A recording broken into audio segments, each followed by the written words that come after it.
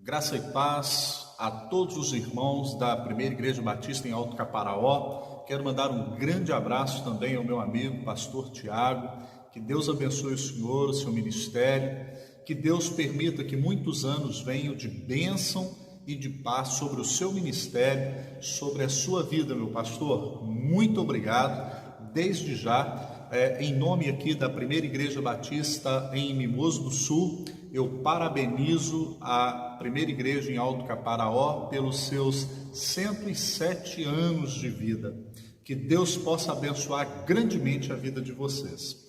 Dentre algumas propostas para esse tema, perseverança, ou seja, mais alto, eu quero abordar para a sua vida a palavra perseverança. Eu quero compartilhar algo da parte de Deus com a sua vida aqui nessa noite em nome de Jesus. O texto que eu quero tomar por base está lá em Juízes, capítulo 6, versículo 1, e diz assim a palavra de Deus: Fizeram os filhos de Israel o que era mal perante o Senhor, por isso o Senhor os entregou nas mãos dos medianitas por 7 anos. A interferência na vida humana são muito fortes. Em todo tempo nós somos incitados por alguém a tomar uma atitude, a fazer alguma coisa. E manter-se firme dentro de um propósito que Deus tem para que possamos alcançar um lugar mais alto, não é fácil. Ou nos mantermos onde Deus já nos colocou, dependerá de grande ajuda do Espírito Santo, para que possamos nos manter firmes. E muitas vezes nós não sabemos, esse é o fato, o que é mal aos olhos do Senhor. Você já parou para se fazer essa pergunta? Pastor, o que seria mal aos olhos do Senhor? Porque nem tudo que parece bom para nós é aprovado aos olhos de Deus. Então, o que eu preciso entender na minha caminhada para alcançar um lugar mais alto, para que eu alcance o lugar que Deus tem e quer para a minha vida, é de extrema importância eu entender o que é mal aos olhos do Senhor e para que eu alcance o meu objetivo, perseverar. Quando eu olho para a história de José, todos nós já conhecemos essa história. Deus mostra para José o local conquistado, mas a perseverança seria determinante para que José chegasse onde Deus gostaria. E a trajetória se chama preparação para a vitória. É bem verdade que se Deus fala para José tudo o que ele passaria até conquistar o seu lugar no governo, talvez ele poderia titubear, talvez ele poderia não querer abraçar aquele projeto. Mas eu entendo que quando Deus está no controle, tudo é diferente. E a perseverança de José o levou para o lugar onde Deus o queria. O que nós percebemos é que descobrir o que é mal aos olhos do Senhor não é tão difícil se nós tivermos intimidade com a sua palavra e constar em todo o tempo, contar com a ajuda do Espírito Santo. O que nós percebemos em 1 Samuel, no capítulo 15, do versículo 9 ao 11, quando Deus dá uma ordem para que fossem exterminados todos, inclusive os animais, e Saul vai poupar o rei Agag e o melhor do rebanho. O interessante é que quando eu não entendo qual é o projeto de Deus para a minha vida, consequentemente terceirizamos a responsabilidade. Foi exatamente isso que Saul fez. Porque o povo, né, Samuel, o povo queria isso, o povo queria sacrificar para o Senhor. Não parece bom aos olhos de Deus querermos fazer um sacrifício, querermos fazer algo que o agrade? A queda de Saul se deu em não perseverar segundo a ordem do Senhor. Quando nós não perseveramos de acordo com aquilo que Deus colocou para nós, perdemos o governo. O interessante é que Saul continuou no governo, mas ele já não tinha mais a unção para governar. A unção ela é extremamente importante na nossa vida, porque ela nos faz chegar onde nunca chegaríamos, ter o que nunca teríamos e ser o que nunca seríamos. Então, aos olhos de Saul, pareceu bom poupar o melhor do rebanho, inclusive o rei. Mas não foi bom aos olhos do Senhor. Quando eu olho em 1 Samuel, no capítulo 13, do 9 ao 13, quando Davi decide matar Nabal, porque Nabal não o supre num momento de necessidade, Abigail então vai lá interceder por Nabal, usando da sua sabedoria. O interessante é que Abigail falou a Davi e ele disse: Davi, você foi chamado para guerrear as batalhas do Senhor e não as batalhas humanas e emocionais. Se você não tomar cuidado com as suas emoções, você nunca conquistará um lugar mais alto e nunca haverá na sua vida uma determinação, uma perseverança. Você entende isso? Porque perseverar naquilo que é certo, naquilo que Deus já determinou para a nossa vida, meu irmão, é necessário esforço, é necessário não perder nunca o foco na nossa vida para onde estamos indo. Porque para onde eu vou é mais importante do que a trajetória, o meu momento que eu estou passando. O que seria então mal perante os olhos do Senhor? Sabe o que é mal perante os olhos do Senhor? Tempo errado, maneira errada e objetivo errado. Davi entendeu qual era o seu propósito, qual era o seu chamado. E o seu propósito e o seu chamado para conquistar o trono, o governo no qual Deus já lhe havia ungido para tal, dependia de Davi perseverar dentro do propósito e da visão de Deus. Você percebe isso? Então, quando você for fazer alguma coisa, faça sempre debaixo da orientação do Senhor. Quer conquistar um lugar mais alto?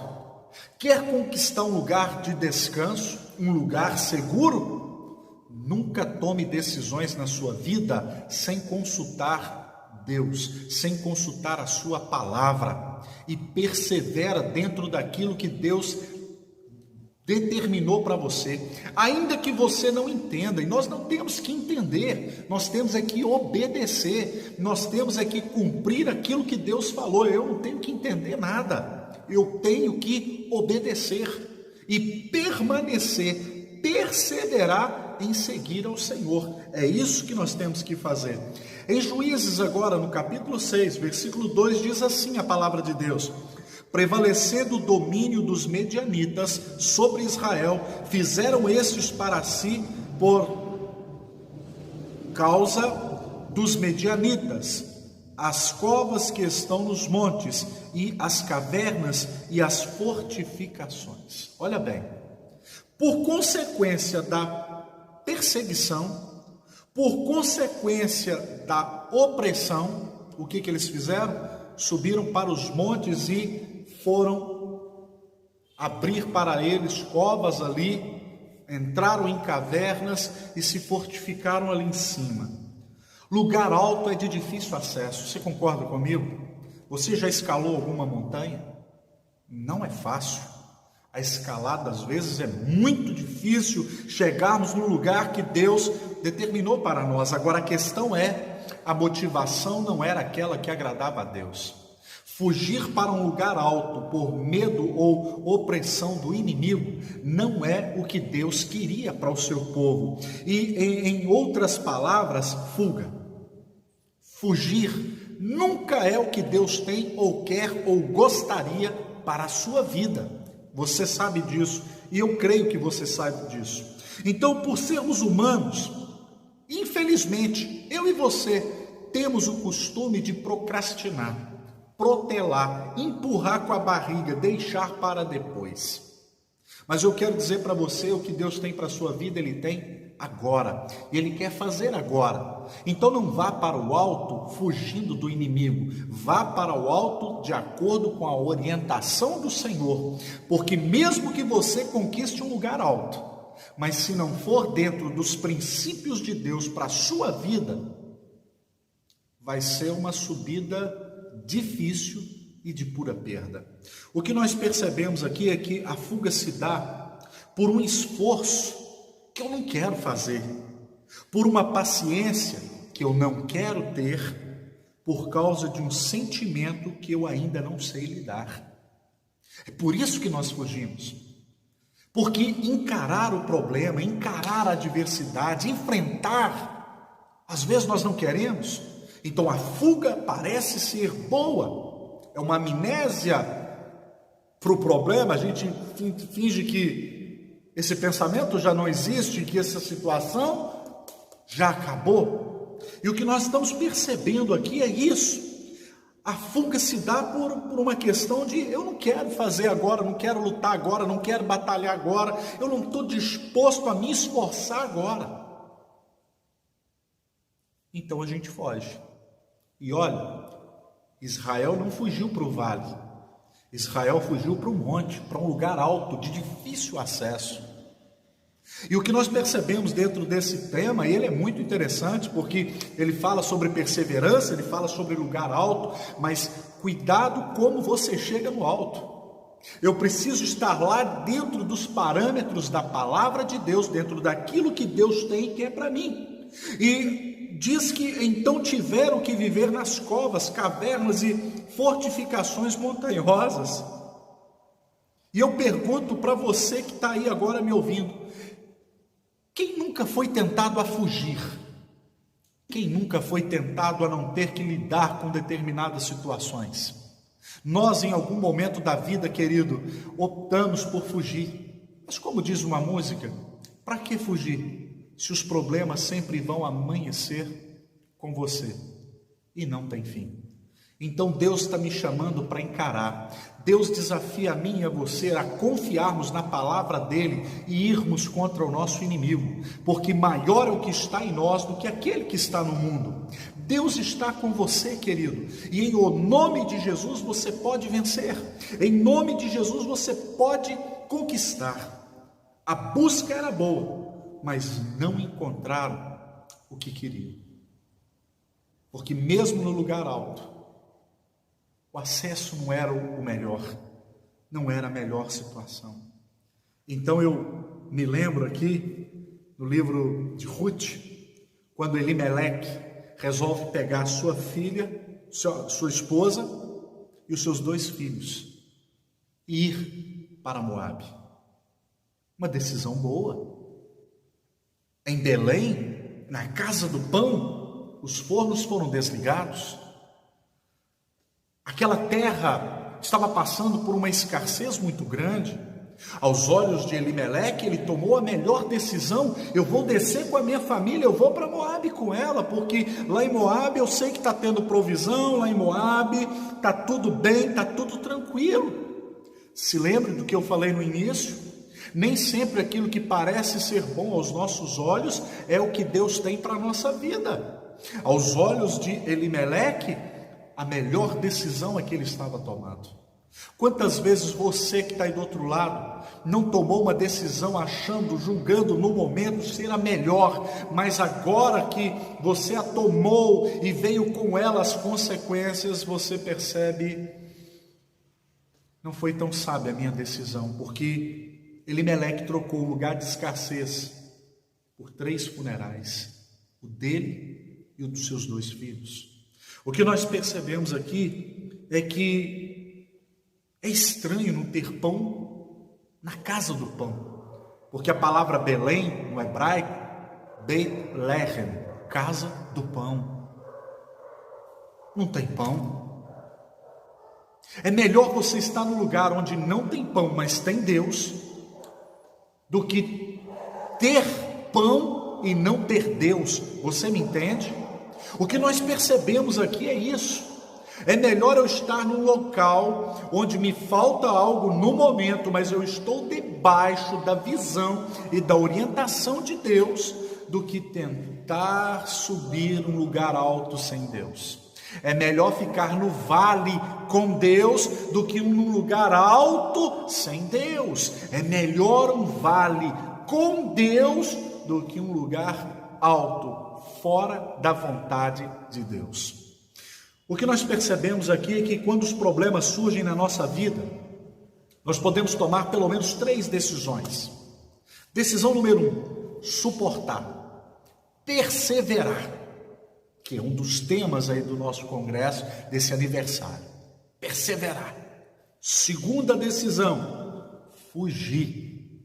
Mas é um lugar alto, a vista é boa. Ou terceiro, usar essa adversidade ao nosso favor. Aprender com a crise, aprender com a adversidade, aprender com essa situação. Qual será a sua escolha? Suportar? É uma boa. Fugir? Ou aprender alguma coisa com essa situação? O que você quer fazer? Querido, quando nós percebemos isso, o nome de Elimeleque significa Deus é rei, só não era dele. Só não era dele. Muitos estão querendo Deus como Salvador. Quantos o querem como Senhor? Aqui que está o segredo. Levou a sua mulher Naomi, que significa agradável, mas levou consigo Marilon, o que é fraco, e Quilaion, aquele que é doente. Cuidado para onde você vai, porque tem pessoas te seguindo. E talvez você irá levar essas pessoas à morte por decidir errado, decidir fora do tempo, decidir fora da visão de Deus. Permaneça naquilo que você aprendeu, disse Paulo para Timóteo, persevera, Timóteo, naquilo que você ouviu, naquilo que você aprendeu e que te foi confirmado por imposição de mãos. Fica firme nisso, Timóteo. Fica firme. Irmão, não te desvie nem para a direita nem para a esquerda, retira o teu pé do mal. O que o texto de Provérbios está dizendo é: confia na direção de Deus para a sua vida, persevera, persevera. Nós não somos guiados por aquilo que vemos, nós somos guiados por aquilo que cremos, nós somos guiados por aquilo que recebemos de Deus, e o lugar alto será uma consequência da perseverança. Daquele que não vai titubear, daquele que não vai, em hipótese alguma, retroceder. Então, meu querido, é o que nós percebemos aqui. O interessante é que lá em Salmos, capítulo 60, versículo 8, a palavra Moabe significa, Deus usa ali um termo hebraico para Moabe de zombaria, quando chama aquele local de bacia de banho, que é a palavra Rahtsi, bacia de banho, ou seja, era um termo de desprezo. Eles foram para um lugar, julgando que lá havia fartura, havia provisão, mas não estava dentro daquilo que Deus tinha para a vida deles. Então, cuidado para que lugares bons, agradáveis, não te tirem do propósito e do projeto de Deus para a sua vida, porque é bom estar em lugares mais altos, desde que Deus esteja lá. Eu quero fazer para você uma pergunta: se você chegasse no céu e Jesus não estivesse lá, você gostaria de permanecer no céu? Pensa aí um pouco comigo. Ué, pastor, mas é o céu? É o céu. Só que Jesus não vai estar lá. Você gostaria de estar no céu? Eu quero dizer para você, querido, que o céu só é céu por causa da presença de Jesus. O céu só é o que é porque Jesus está lá. Então eu quero estar no centro da vontade do meu mestre, porque onde ele está, ele ordena a bênção e a vitória para sempre. E é isso que nós precisamos tomar cuidado. Talvez a intenção de Elimeleque fosse boa, mas não encontravam o que estavam buscando. Cuidado com o que você busca. Persevera naquilo que Deus já confiou a você. A fuga nunca é a saída. Fugir nunca vai resolver problema. O que ganhamos quando fugimos? O que eu ganho quando eu estou fugindo? Alívio da dor, de sentimentos que me fazem mal, anistia de um esforço maior. Só isso. Ela te dá uma folga de um tempo, mas depois volta. Deus quer fazer com que você vença. Quantas coisas você já não venceu esse ano? Apesar de todas as situações que nós estamos enfrentando, olha o quanto você já venceu. Olha de cada situação que Deus já lhe tirou e Ele continua com você. Então não fuja, persevere, porque o lugar mais alto lhe espera, o lugar mais alto lhe aguarda, mas dentro da vontade de Deus. Entende isso? O que eu percebo com a fuga é quando Adão e sua esposa pecam contra o Senhor, e na viração do dia, Deus vai procurá-los dizendo: Adão, onde estás? Quando nós vemos essa pergunta no texto de Gênesis, onde estás? Não dá uma ideia de um Deus não onisciente? Não nos remete, poxa, mas Deus não é onipresente, Ele não está em todo lugar, Ele não sabe tudo. Então por que Deus está dizendo: Adão, onde você está? Querido, o texto hebraico traz essa palavra aieka. Essa palavra aieka significa onde está, mas não no sentido geográfico. Olha que interessante. Você já parou para analisar essa palavra dentro do seu contexto original? É uma palavra interessante, que quando eu parei, aieka, onde estás? E a gente realmente pensa, né? Poxa, Ele não é Deus? Só que aieka, onde estás, não no sentido geográfico. Essa palavra hebraica significa que onde você foi parar agora? De que bem se privou o homem? É o que significa no português aí, o onde estás?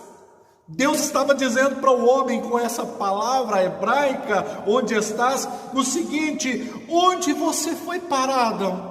Olha como as escolhas que você fez comprometeram o seu futuro, Adão. Esse é o sentido da palavra.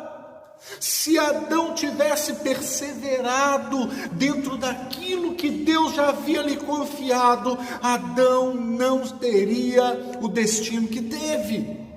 Em Romanos 14:12, a Bíblia diz que cada um dará conta de si mesmo a Deus. Mas olha onde a escolha de Adão levou. Ele não está dizendo sobre localização física, mas sobre a posição espiritual de Adão no mundo agora, naquele momento. Adão, olha onde a sua escolha te colocou no nível espiritual agora. Aieka, onde estás?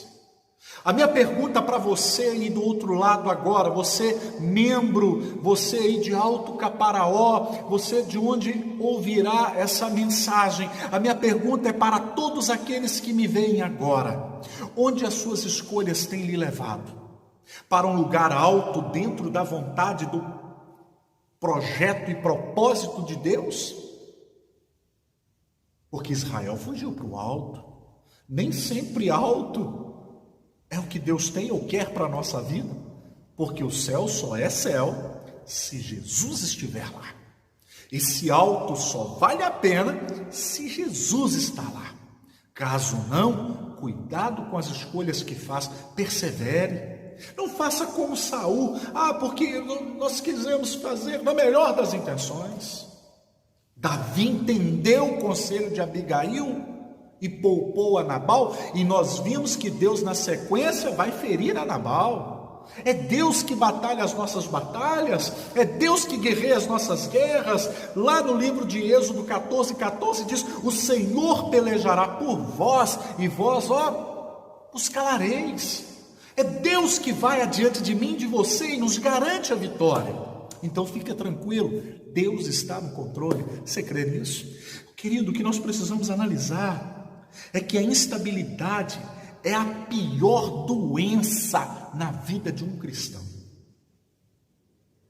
Vou repetir para você, a instabilidade é a pior doença na vida de um cristão.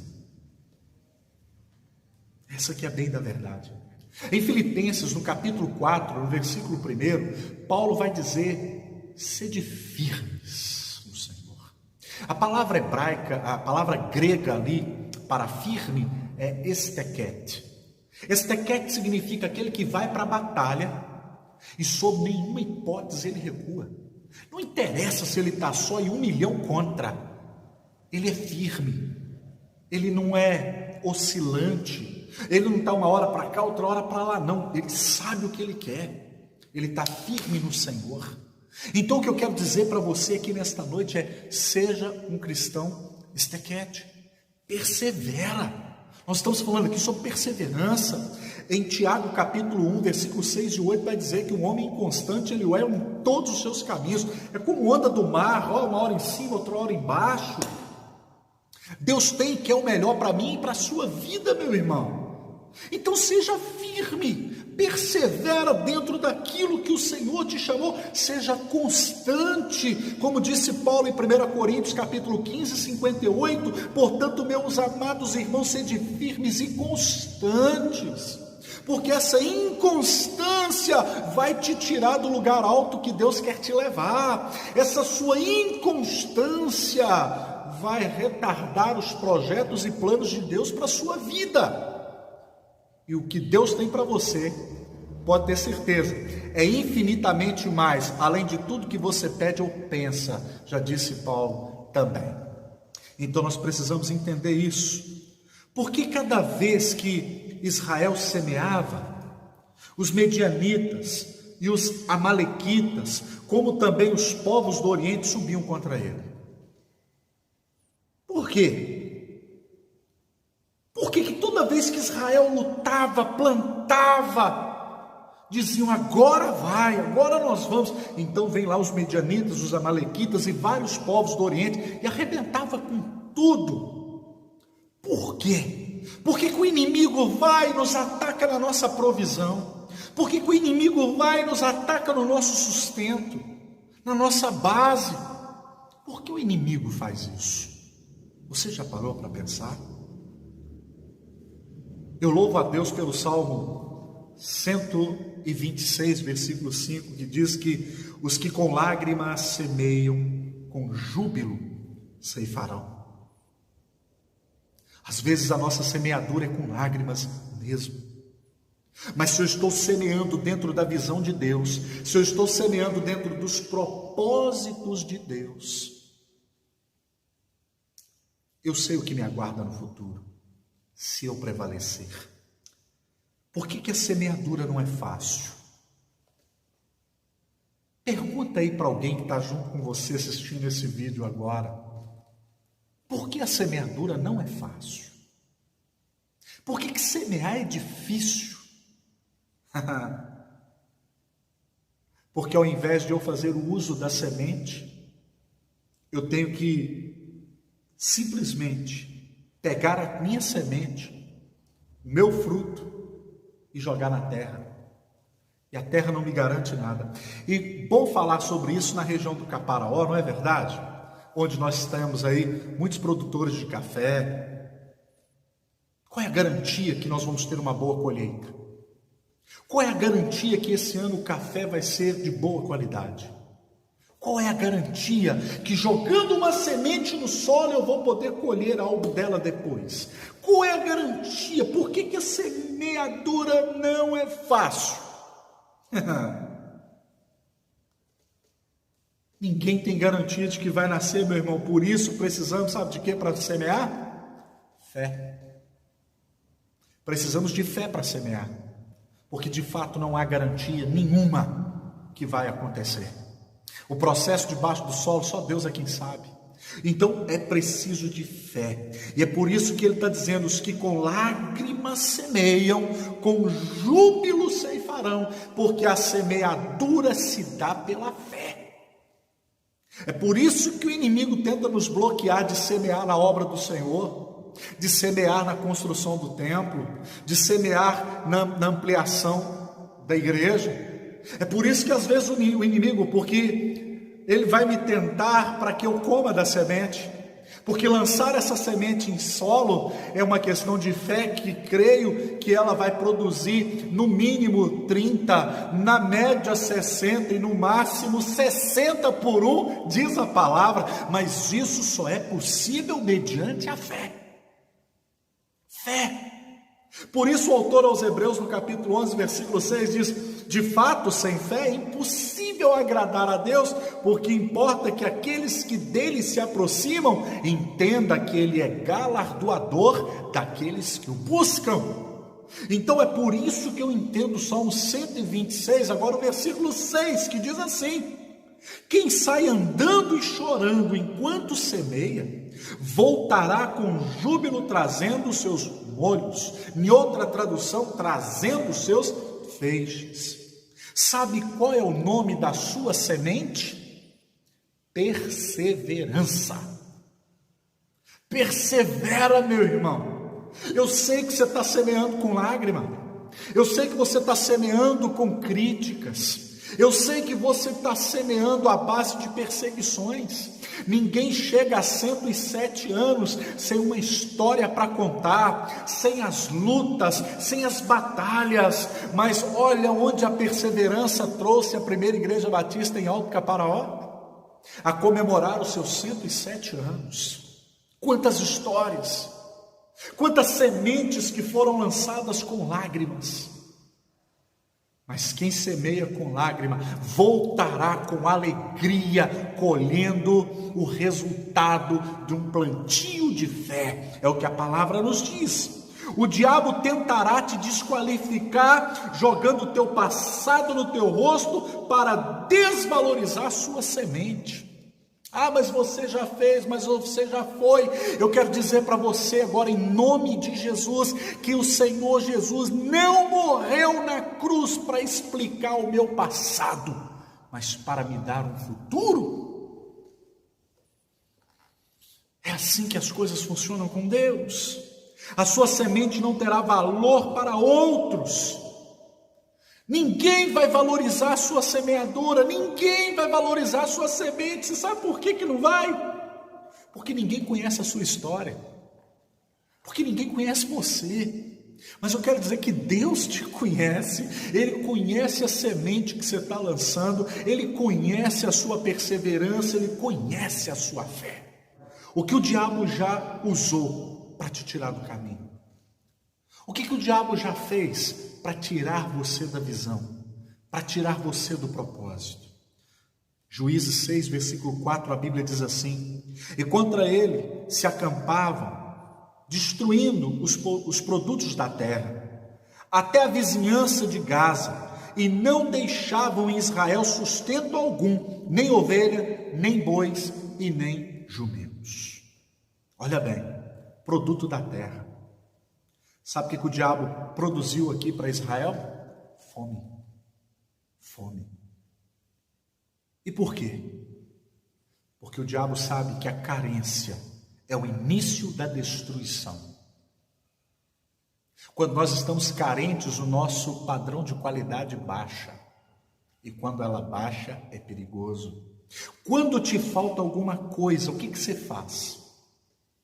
Quando te falta algo no momento, o que você faz? Busca de maneira ilegal e depois justifica suas ações por falta momentânea? O que Saul fez? Ah, porque você demorou, Samuel, então eu fui sacrificar.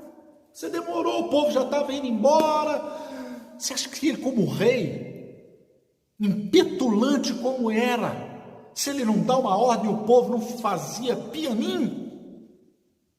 Mas a questão é que a gente tenta resolver um problema de forma ilegal, justificando. por uma falta momentânea. Não deixe a falta de um momento fazer você perder o que Deus tem para a sua vida, amém?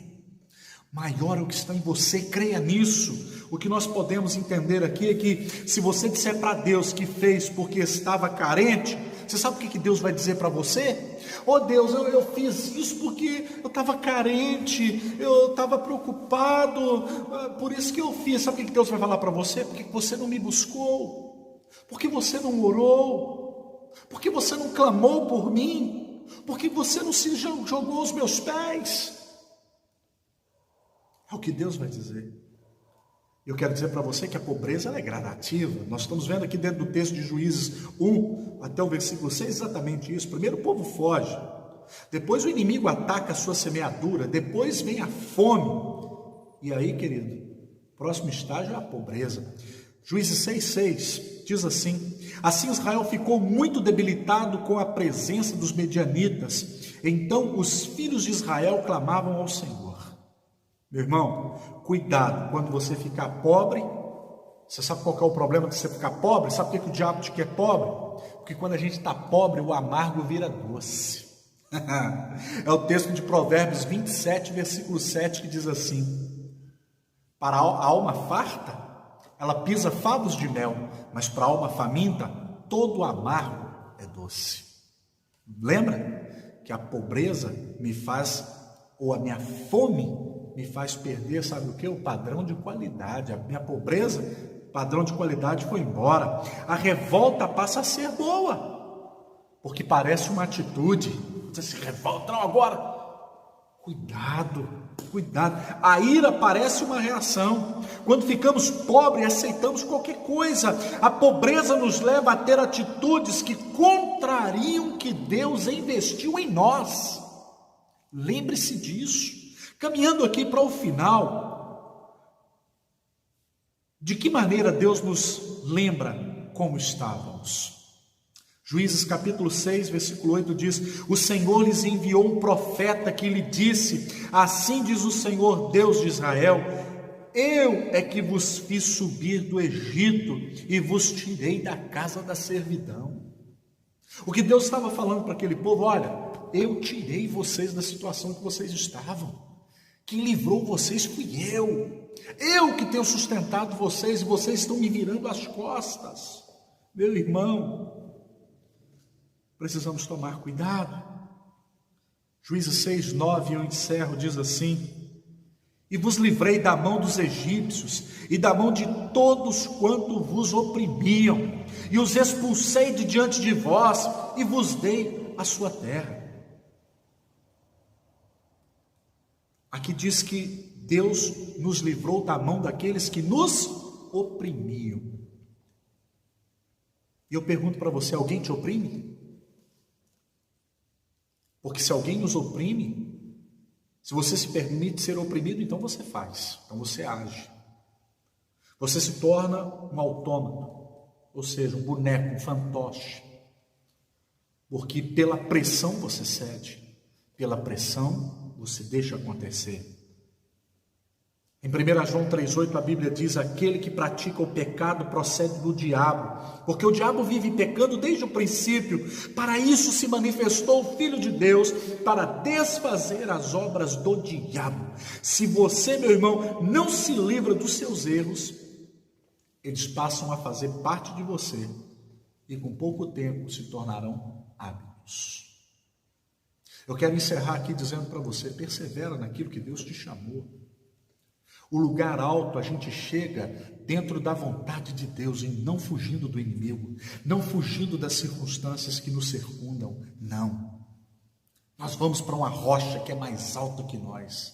Deus tem planos maravilhosos para mim e para a sua vida, mas é Ele que vai nos levar lá. Ele é que nos garantirá a vitória.